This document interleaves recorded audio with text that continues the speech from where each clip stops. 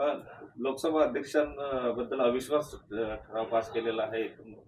अविश्वास त्यांच्याबद्दल आणलेला आहे, पण एकतर्फा निर्णय घेणाऱ्या या पद्धतीचा जो स्पीकर आपण पाहिलेला आहे ओम बिर्लाच्या रूपानं, आज देशच धोक्यात आलेला आहे. देश विकला जातो आहे. आपले देशाचे प्रधानमंत्री एप्स्टीन फाईलमध्ये त्यांचं नाव आलेलं आहे. केंद्रातले मंत्री जे पेट्रोलियम मंत्री पुरी ते त्यांचं नाव आलेलं आहे. अनेक लोकांचं नाव त्याच्यामध्ये आलेलं आहे. आपण पाहिलं असेल की जगाच्या पाठीवर ज्या लोकांची नावं आली त्यांचे राजीनामे ते देत आहेत.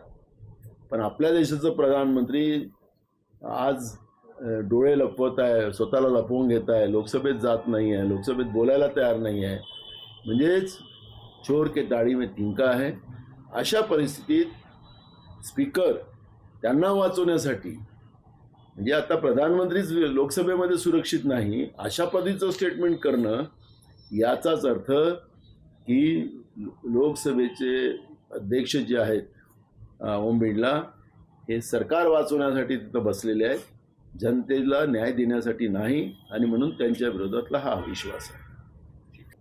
अविश्वास त्यांच्याबद्दल आणलेला आहे, पण एकतर्फा निर्णय घेणाऱ्या या पद्धतीचा जो स्पीकर आपण पाहिलेला आहे ओम बिर्लाच्या रूपानं, आज देशच धोक्यात आलेला आहे. देश विकला जातो आहे. आपले देशाचे प्रधानमंत्री एप्स्टीन फाईलमध्ये त्यांचं नाव आलेलं आहे. केंद्रातले मंत्री जे पेट्रोलियम मंत्री पुरी ते त्यांचं नाव आलेलं आहे. अनेक लोकांचं नाव त्याच्यामध्ये आलेलं आहे. आपण पाहिलं असेल की जगाच्या पाठीवर ज्या लोकांची नावं आली त्यांचे राजीनामे ते देत आहेत. पण आपल्या देशाचं प्रधानमंत्री आज डोळे लपवत आहे, स्वतःला लपवून घेत आहे, लोकसभेत जात नाही आहे, लोकसभेत बोलायला तयार नाही आहे. म्हणजेच चोर के दाढी में तिनका आहे.